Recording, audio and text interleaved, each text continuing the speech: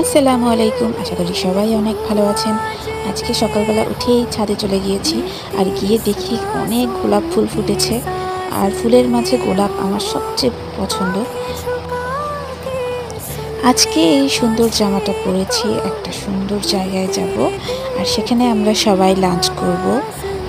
সবারই ইচ্ছে ছিল কাচ্চি খাবে, আর তাই তো আমরা এমন জায়গায় যাচ্ছি যেখানে কাচ্চিটা বেশ জনপ্রিয়।